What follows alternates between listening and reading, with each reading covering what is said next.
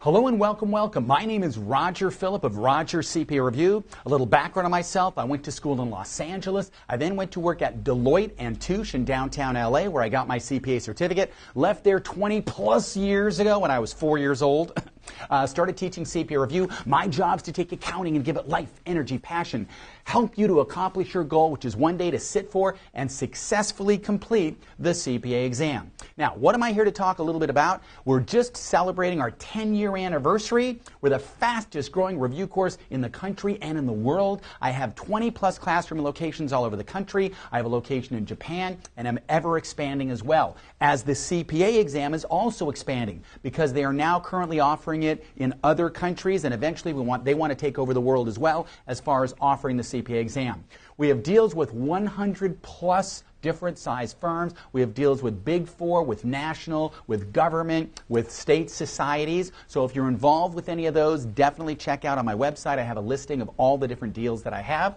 Also, as far as the way that I teach the method, we have something called the Roger method, which is where I'm walking you through the material step by step by step. I assume you know nothing about accounting, right? And I'm rarely disappointed. My job is to teach you very difficult concepts, break them down into an understandable format. That's what's going to get you through the exam. I have the most up-to-date textbooks that I personally write along with an editorial staff, and I help focus you on the key information that you need. I have the highest documented pass rate in the industry, which is over 86%. And basically, if you do what I tell you to do, you're going to get through the CPA exam, you're going to pass the exam. Today we're going to talk about the 4 different parts of the exam, what is included as far as the exam content, the exam format, also how to apply for the exam, and finally how it is to get your CPA license. So those are some of the topics we're going to talk about. Let's start out by talking about the 4 parts of the exam. Now, in 2011, the CPA exam changed. Prior to 2011, it was a 14-hour exam, which it still is. Although what happened is auditing was about 4.5 hours and BEC was 2.5. What they did is they took 30 minutes off the audit exam and added it to BEC. They also changed it from 70% multiple choice, 30% problems, to 60% multiple choice and 40% problems. The other change is they added written communication or essays to the BEC exam. So these are some of the changes that have occurred as of late. It is still a 14-hour adventure, but like I like to start out and let people realize, the CPA exam is not an IQ test. You don't have to be a genius to be a CPA. How many of you, for example, have friends that are CPAs, right? I bet they're far from genius, right? So again, it's a test of discipline. If you study, you will pass. My job is to motivate you to put in the hours. That's what it'll take to get through the exam. Now, in looking at the 4 parts of the exam, auditing is a 4-hour experience. With the audit exam, it covers planning the audit, internal control, substantive testing, IT, covers areas like SSARS, Statements on Standards for Accounting and Review Services, reviews, compilations. It also covers audit reports. So this is all part of the audit exam.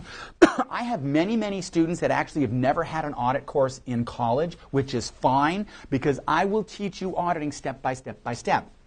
Now, one of the things on the exam, for example, in auditing, is you have to actually go through and understand things like the independent auditor's report. So in class, I'll walk you through the intro paragraph, the scope paragraph, the opinion paragraph, and what's included in it. For example, what does the opinion paragraph say? And you can jump in any time if you want to join me.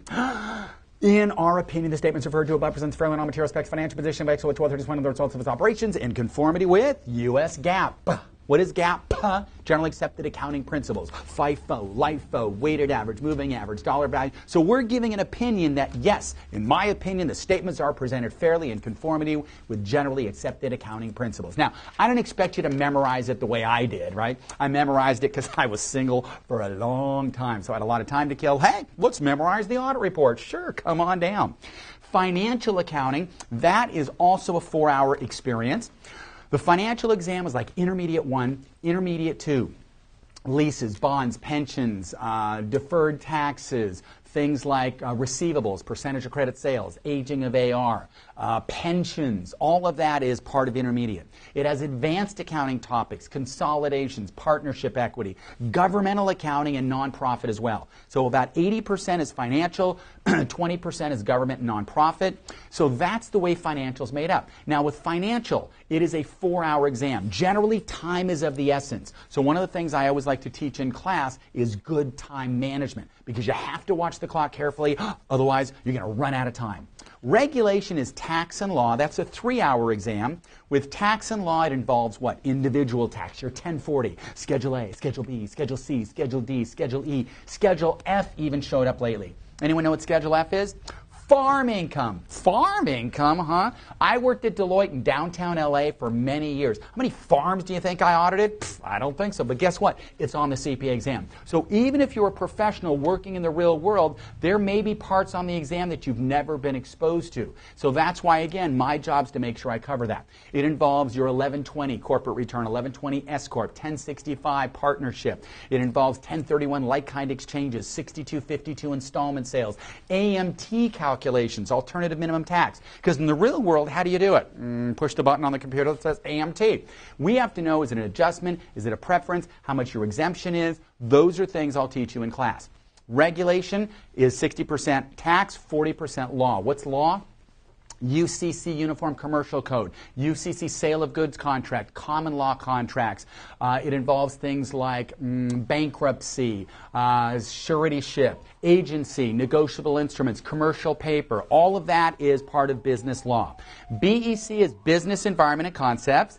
BEC, Business Environment and Concepts, that's a 3-hour exam. Now that exam used to be, as I said, 2.5 hours, and what happened is they changed it and said, you know, we're going to make it not 2.5, but 3.5 or 3 hours. What does BEC include? It includes economics, both micro and macro. It includes things like a favorite area for a lot of people, cost accounting.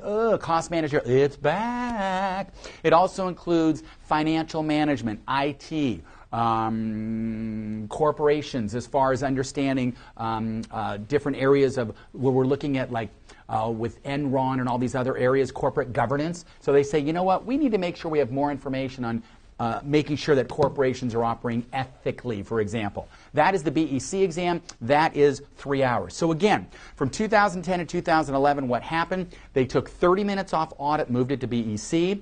They took the multiple choice from 70% to 60% and increased the number of problems as far as fair, audit, and reg. They also added written communication over to BEC. As far as the actual content, you'll see there 70% in auditing is internal controls, audit reports, audit opinions, 10% on SSARS, reviews and compilations, 20% professional responsibility. That is all part of the audit exam. One of the changes, too, is they're adding more global information. Because as I said earlier, we're trying to take the CPA certificate and go worldwide. Because we started out with GAAP about 100 years ago. And we said, we here in America, we like our GAAP. Then in like 2000, 2001, they said, we're going to come up with IFRS, International Financial Reporting Standards. You got 130, 140 countries using it. America says, we want to stay with our GAAP. We realize, you know what? We have to do this convergence. So that's where we're converging US GAAP and IFRS. So started in 2011, that's when they started adding information on IFRS. So now what I need to do for financial, for example, is I have to go through and teach you how do we know if it's a capital lease or an operating lease. Then I have to go through and say, okay, now that I've explained that, let's go through operating versus what they call a finance lease under IFRS. What are the rules? What are the similarities? What are the differences? So that's something that I incorporate in class as far as teaching you what GAAP says versus what IFRS says. For regulation, we still have all the different areas of taxation, individual, business entities, or corporations, partnerships, S-corps, and so on, and then business law as well. And then BEC, you'll see there, we have, again, financial management, we have corporate governance, strategic planning, IT, information technologies, economics, both micro, macro. So there's all those different areas as well as far as the different content. Now, again, I realize there's a lot of stuff you don't remember from school. Don't worry about it, because I'm going to teach it to you step by step by step. As far as fair, audit, and reg, 60% multiple choice, 40% TBS, task-based simulations. Now, on fair and audit, you're going to have 7 of these simulations. Of the 7, 1 is pre-tested, not graded, but you never know which one. Then of the other 6, one of them is what? A research question. So there's research in fair, audit, and reg. For BEC, you'll have 85% multiple choice, 3 written communications. Of the 3 written communications, only 2 are graded, but you don't know, of course, which 2. And they're about, let's say, 7.5 points each. The written communication most of my students really look forward to because I'll properly prepare you in how to write a professional business letter. It has a clear beginning, a middle, and an end, and I'll walk it through you. We'll talk about it in a few minutes as well. As far as fair, audit, and reg, for fair and for audit, you've got 30 multiple choice, 30 multiple choice, 30 multiple choice. So you have 3 of these little testlets of multiple choice. Then you've got the other 40%, which are called TBS, task-based simulations. Now, with the multiple choice, you've got the first 30. When you click on that box, it opens up a window. Generally, the first group of 30 are what we call moderate level of difficulty. If you do well, the next 30 get difficult. If you do well, they stay difficult. It's kind of like the GMAT, the GRE. There, though, every question gets harder or easier. Here, it's a group of 30, group of 30, group of 30. So, for audit, fair, and reg, you've got, again, for audit and fair, 30, 30, 30. For reg, because you only have 3 hours for tax and law, you get 24, 24, 24, or 72 in total. For fair and audit, you have 7 task-based simulations. For reg, you have 6. Of the 7 or of the 6, 1 is on research, 1 is pre-tested, the rest are graded as well. So notice, in the olden days, research was maybe 1 point. Now research is weighted as heavily as one of the TBS, so it could be 6 or 7 points. So that means you need to do a good job on research, which I'll talk about in just a minute. So realize that fair and audit have 30, 30, 30, or 90. Regulation is 24, 24, 24, or 72 questions. Then you've got those TBS. Now, one of the cool things, here's your first 30 multiple choice. Now, when you're taking the exam, you have a countdown clock. So I'll talk about the timing later, which is something that people really, really want to focus in on. But let's say I say about 45 minutes for the first 30 multiple choice. That means you've got maybe, what, 1.5 minutes per question. That's why your upfront preparation is so imperative in order to successfully complete the exam, which I'll talk about later as far as a study schedule. So you've got 45 minutes to get through 30 multiple choice. So you need to be pretty familiar with the material to get through it. So you start with the first 30, then it'll say, hey, do you want to take a break? Well, guess what? When you go to the exam, you can't bring things with you like a watch. You have to leave this in a locker. So when you go to a testing center called Prometric, you check in, and then they give you a locker. You put your watch in there, your cell phone. If you have a big puffy jacket, you want to put that in there. Because if you sit down at the exam table with a jacket on, you cannot take it off the entire 3-4 hours. You have to wear it the whole time. So if you get too hot, you would have to raise your hand, be excused between your exam testlets, go to the locker, put it in. But guess what? The clock keeps ticking because it's you against a countdown clock. 4 hours, 3:59, 3:58, and your heart's racing. Oh my gosh, I should have started studying sooner. So it's you against that clock. That's why you only want to bring with you to the table what you need.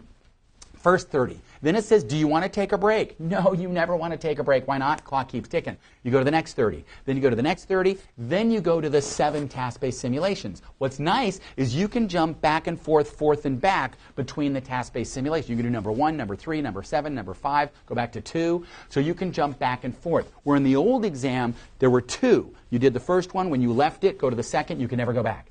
Now, within, not the multiple choice, you do the first, boom, you go to the next, you can't go back. You do the next, can't go back. Go to the 7, you can go between those 7 task-based simulations, or for regulation, you would have 6. As far as the BEC exam, you have 24, 24, 24, just like regulation. But then after that, you've got 3 written communication that, again, you can jump back and forth and back between. With BEC, you've got 24 questions. Again, when you click on that, it opens a window, which I'll show you in a minute. And you still have that countdown clock. For reg and for BEC, you've got 3 hours. So for BEC, for example, you'll have maybe 45 minutes to get through 24 questions, which is plenty of time. So again, audit and BEC, usually not a time problem. Fair and reg, I can almost guarantee you're going to come close to running out of time. That's why time management is going to be of the essence as I walk through it. In the written communication, of the 3, only 2 are graded. That means 1 is pre-tested. Of course, you don't know which one is, but we'll talk about that in a minute. As far as the multiple choice, with the multiple choice, as I said, with fair and with audit, you've got 30, 30, 30, or 90. With reg and BEC, you've got 24, 24, 24, or 72 in total. The other thing, too, when you look at that screen, you'll see there that you've got the multiple choice. You've got 4 choices. Then at the bottom, it's listed 1 through 24 or 1 through 30. You can take your mouse and you can mark them for review. Obviously, you're not going to have time to mark, well, I'll mark them all, right? Because you still have that countdown clock. So what I always tell students is when you look at the question, some of them, boom, I know right off the bat. There's going to be a few that you're never going to know this entire lifetime. So just guess, mark it. The other ones, the difference between a passing score of 75 and above or a failing score of 74 and below, those are the ones I really want you, those are the ones I want you to mark where you go, you know, if I interpret it this way, it's A. If I interpret it that way, it's C. I got to read it again carefully. I'm rushed. Let me mark it. So you mark it for review. Then, after you finish all the questions, you go back. You're looking at the clock. I've still got 45 minutes total. 45 minutes for that section. I've got 7 minutes left. Let me go back to the ones I marked. What's cool now is you put your cursor, your pointer right over the question number at the bottom, and the question itself will pop up. So that way when you mark them for review, you can kind of, oh, that one was on leases, that one was on bonds, that was on deferred taxes, that's right. Let me go back and do it again. So that's one of the nice things about the way that the new format is set up for those multiple choice type questions. As far as the task-based simulations, you'll see there 6 or 7. Why is that? Because it's 6 for reg, 7 for audit and fair. You'll see here, for example, here's a 1065 partnership return where they have some areas where they want you to fill in the blank. Quite often it could be a drag or drop or type it in. Usually they'll give you a list of choices. You're bubbling it in or dropping it in. Here you have another example where is it a change in estimate, change in principal, change in reporting entity, and you have a drop-down list that you just kind of click on and it'll fill in the blank. As far as your research, now, research is for what? Audit, fair, and reg. Let's say they're asking you a question, for example, they're asking you about the conceptual framework for accounting, and they're asking you about relevance versus reliability. So you type in conceptual framework, relevance. Then it'll pop up that area. So the Accounting Standard Codification, ASC. Then within there, you'll type search within, and you could type in relevance. Then anywhere in that codification where the word relevance pops up, you'll see it highlighted. Then what happens is, it'll tell you, please fill it in. So you fill in whatever the number is, the paragraph, the section, and so forth, and it'll tell you if it is formatted correctly. Now, they're going to have different sections. For example, for FAIR, you've got accounting standard codifications. For auditing, you have a whole bunch of different choices, audit standards, PCLB, AS standards, consulting services, and so on. So this is an area where it used to be very lightly tested. Now it's about 6 points. So that's one of the things I have to teach you in class is how to do proper research. Also, I'll cover that in the software that I give you so you can actually get hands-on practice. Most of us do Google searches in our life, so we're pretty familiar, comfortable with it, but it's something that I will walk you through in class because it's more heavily tested now. Written communication. This is something most of my students love. Why? It used to be on all 3 parts, fair, audit, reg. Then in 2011, whoop, they moved it over to BEC. Why is that? Because what they're really testing you on isn't whether or not your answer is correct, but really, is it relevant, is it on topic, and your writing skills. What they realized at the AICPA is, why test writing skills 3 times? Let's just move it to BEC test it once. So what I want you to realize, you don't have to be an expert in cost accounting. They may ask you a question about direct materials, direct labor, factory overhead, spending efficiency, volume variance analysis. All they want is a beginning, a middle, and an end. So as you're going through there, you need to realize that they're looking for, is it relevant, is it on topic, and how is it written? So beginning, tell them what you're going to tell them, tell it to them, and then tell them what you told them. So a couple of things with the written communication. And as I said, most of my students look forward to this because it's an easy 15 points. I have a lot of international students where English is their 14th language, so they're not as comfortable with it. That's where you have to do a little more practice. But first of all, it is graded by computer. They do a few hand graded to make sure the computer's programmed correctly, but realize the computer doesn't know if you're correct. It just knows if it's on topic, if it's relevant, and how it's written. So what I tell people is when you're doing your answer, don't abbreviate, don't use bullet points, don't use charts or graphs. Why not? The computer cannot read them. So what you want is a beginning, middle, and an end. You want to stay on topic, repeat the keywords, and again, 2 of the 3 are going to be graded. So for example, if they ask you a question about the difference between depreciation method, straight line, declining balance, sum of the year's digits, the intro. Dear client, Thank you very much for your question regarding the different depreciation methods that are available under financial accounting. For example, straight line, declining balance, sum of the year's digits.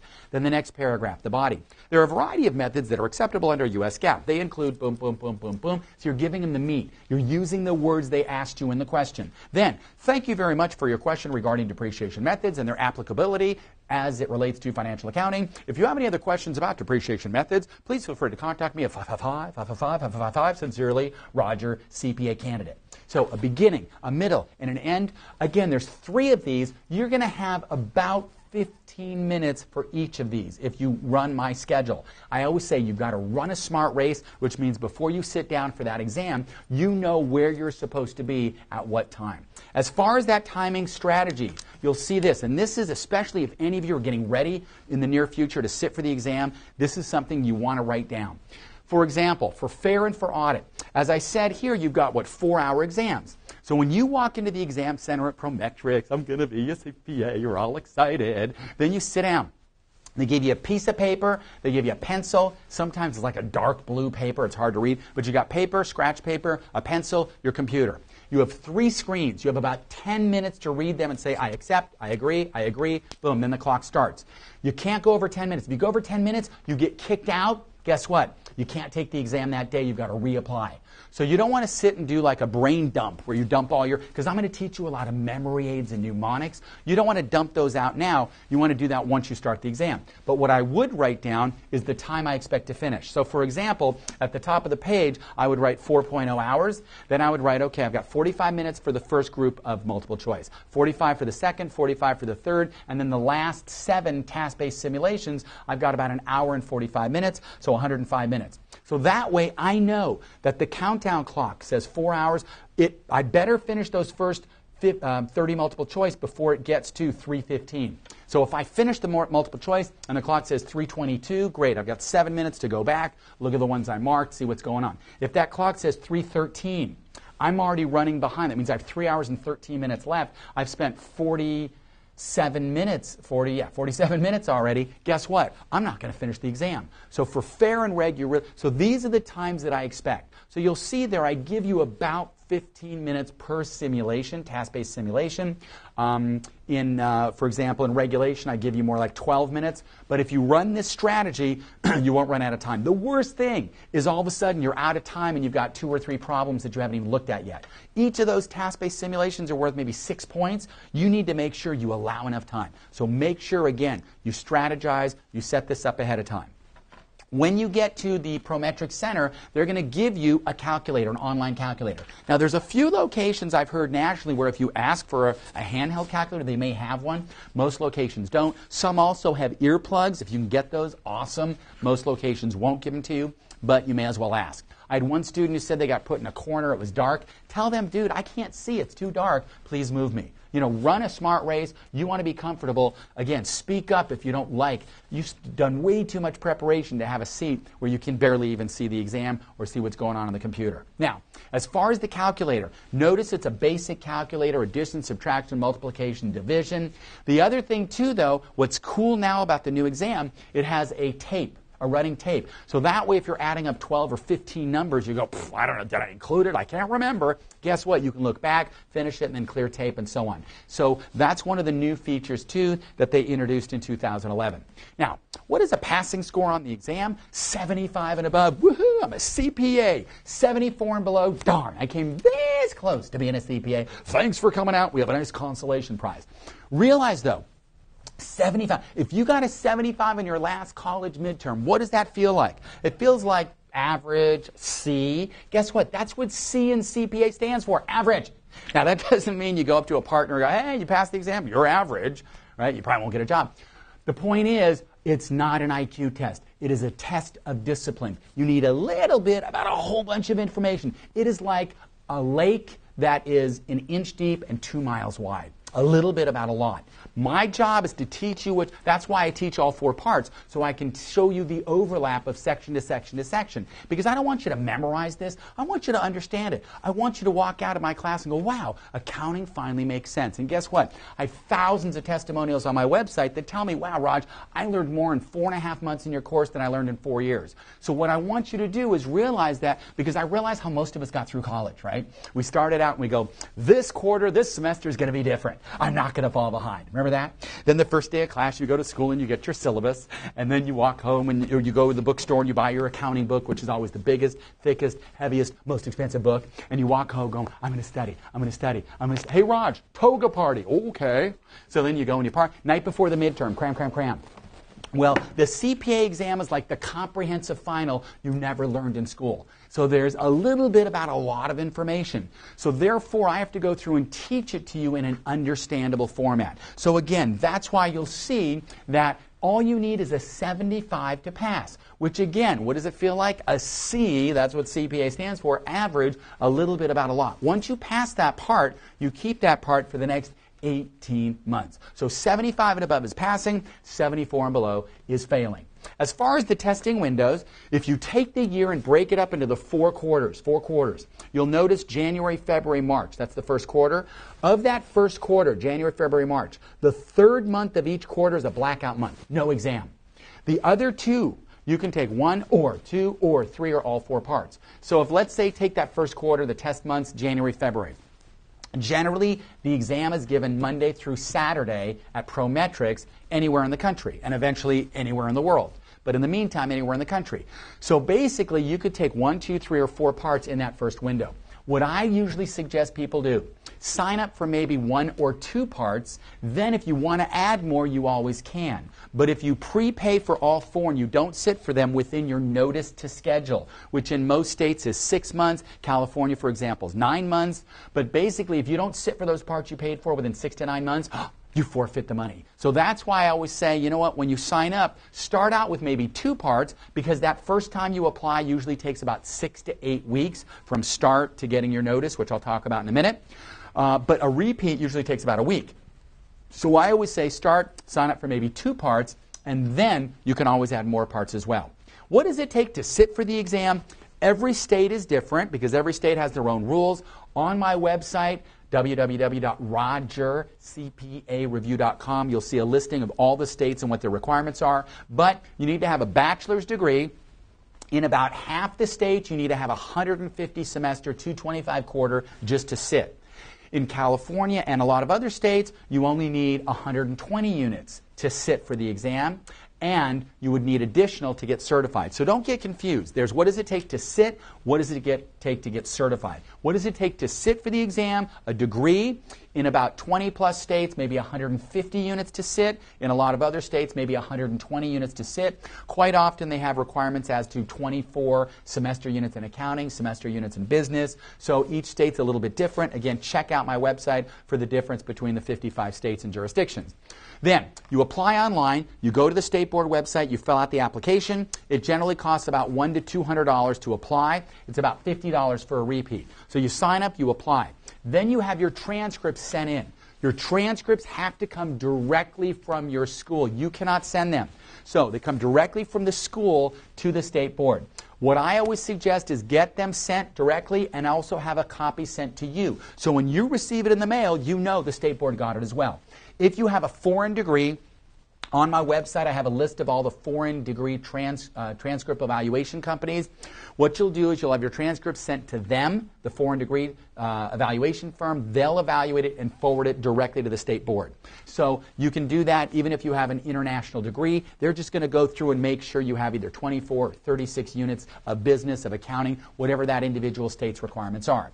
So they'll match up your application. They'll match up your money, your transcripts, make sure everything ties together. Yes, it does. Now, guess what? You get an ATT, an authorization to test. That means, and this is in most states, that means you've got about 90 days to tell them which parts you want to sit for in the next 6 to 9 months. Now, that's where you then pay for the parts. You'll see here it's about $800 to $900 for all 4 parts. You don't have to pay all 4 up front. This is the mistake most people make. They assume they do.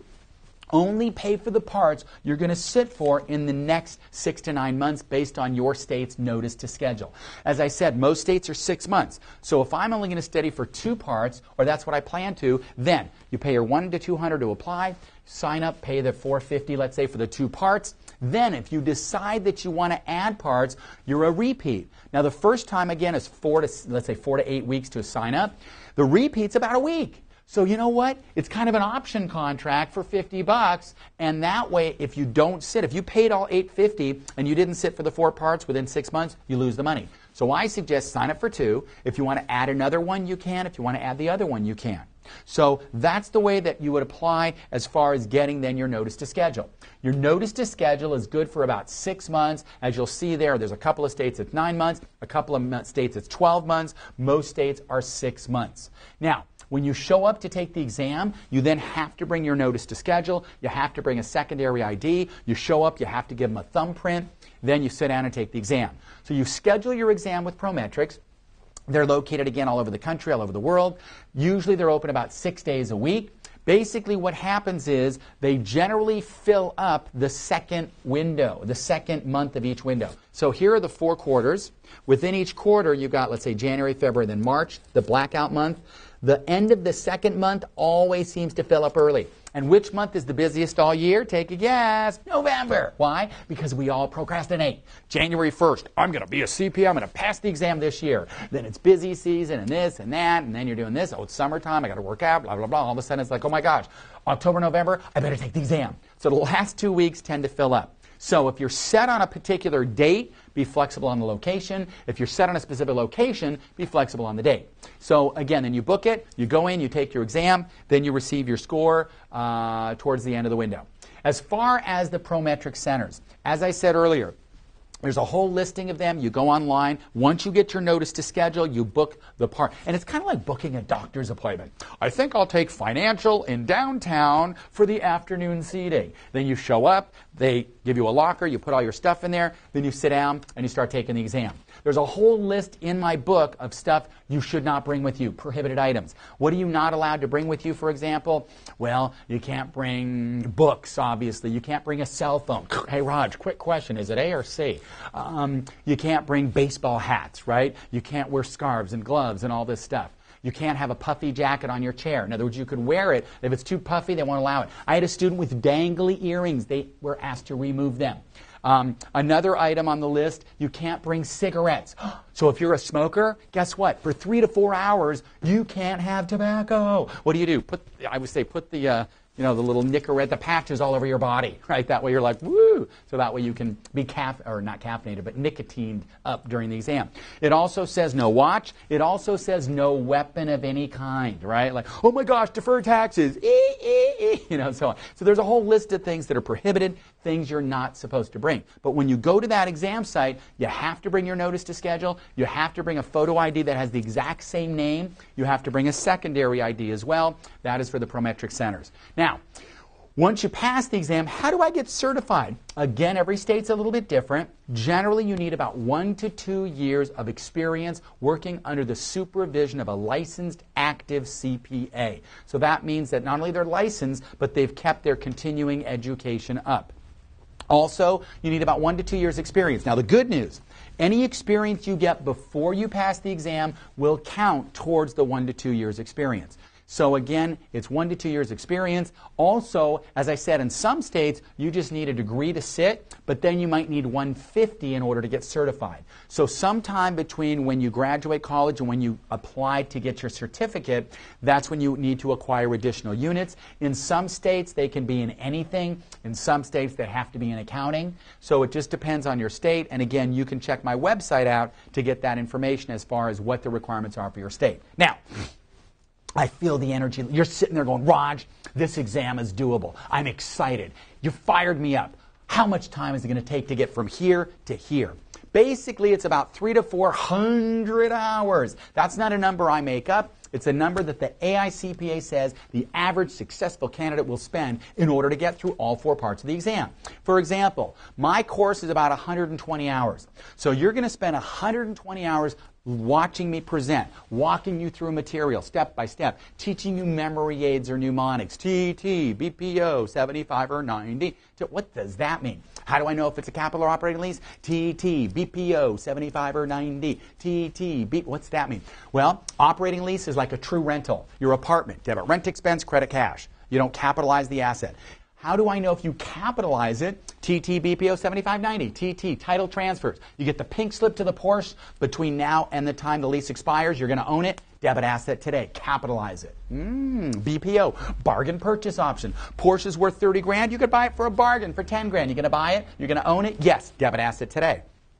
75. Lease term 75%, 3/4 of its life. You're getting most of the economic benefits. Boom. Debit asset today.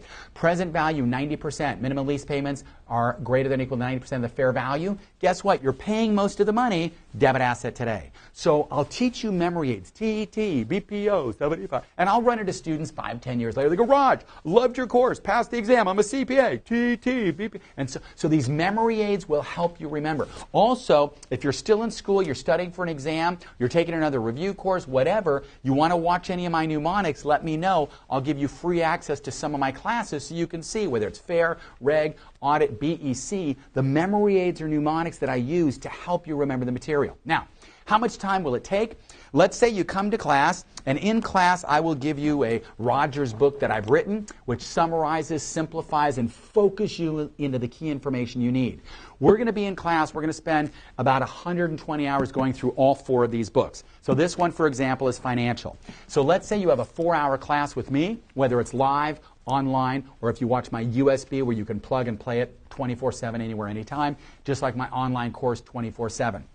What's nice is you can pause me, whoop, rewind me, whoop, fast forward, and so on. You can watch me again, and again, and again, and so on. So, as far as the material, I'll spend about 4 hours in a class walking through it. Then you need about 3 hours for every hour of class. So a 4-hour class, 4 times 3 is another 12 hours of study time. What are you doing in that 12 hours? You then read my material page to page, because I'm not going to read to you, I'm going to teach it to you. Then we're going to go through actual CPA exam questions and solutions together in class. Then you pull out the homework. And the homework's going to be a homework book and software. And I'm old school. I kind of like going through the homework where I can flip back and forth in a book, but the software is great because it has a study mode and an exam mode. With the study mode, basically what happens is it'll give you a hint if you want it, or it'll pop up the actual text, the material, so you can read it, learn it, and then answer it. It also has an exam mode. You can say, give me 30 deferred tax questions, and it'll grade you and tell you where you're strong or weak. You could say, give me a sample exam with 90 questions, and it'll grade you as well. So it's a nice tool to kind of gauge where you are. Bottom line, all review courses have the same homework questions. Why? We buy them from the AICPA. However, what you're looking at is distinguishing between review courses is how is this material being taught to you, what's going to motivate you to put in the 120 hours of class time, the 300 hours of study time. That's where, again, you need to look around as far as what's going to motivate you. So study time, basically about 300 to 400 hours. So let's say I'm going to take one part, and let's say for FAIR I'm going to need about 130 hours. So if I plan to book it a month and a half from now, look at that date, back into today, figure out how many days you have. You're going to take every 3rd day off, let's say. Therefore, how many hours a day do I need to study? I remember when I prepared for the exam, I used to go to the library on Saturday and Sunday, and I would prepare there because I had to remove myself. You have a cell phone, put it on mute, right? Because they can wait 8 hours till you're done studying on that Sunday. Now, back in my day, the exam was 3 days in a row, 19 and a half hours. And we had to study for all 4 parts at once. You had to take all 4. You had to pass at least 2 parts. And the parts you didn't pass, you had to get at least a 50% on, or you kept nothing. So if you got a 99, 99, 99, 49, you kept nothing. Now you can study for a part, take a part. Study for a part, take a part. That doesn't make it easier, because a lot of the partners in the firm are like, when I was your age, blah, blah, blah. You know, it's still a difficult exam. But it changes the way that people prepare as far as focusing in on the material in order to get through the exam itself. Now, what is the national average pass rate? About 49%. Wow. Of all review courses, I get the highest documented pass rate of about 86%, which means what? If you do what I tell you to do, you're going to pass the exam. My job is to motivate you. Why do my students do so well? First of all, it's the way that I teach. I'm the only review course where the instructor teaches all 4 parts. And what's great about that is there's a lot of overlap. You know, when we're talking about auditing financial statements, for example, in these financial statements, you've got financial accounting, you've got deferred taxes, temporary, permanent differences. In regulation, you have an M1 reconciliation between book and tax, permanent and temporary differences. Then we tie over to auditing. Audit report, auditing the footnotes tie into financial. So there's a lot of overlap. So instead of having you memorize, I try to explain it to you in an understandable format. I always tell people, you're going to learn more in my course in 4.5 months than you learned in 4.5 years. Because instead of memorizing and taking an exam and walking out of the class, here I'm trying to intertwine it so it actually makes sense. And again, if you want to watch me teach any class, on my website I have access to free demos, whether you need help in your finals before a midterm or final, whether or not you just want to watch it to see how I teach. So the first thing is, again, the way that I'm teaching the material. I try to be high energy, motivational, dynamic, and motivating to show you what it is you need to know in order to get through all 4 sections. Now, in the course, you can either do live, online, or USB. They're all filmed from the same dynamic live lecture. What's nice about the online and USB, you can watch it 24/7, you can pause it, rewind it, fast forward. In all 3 formats, it includes 4 books.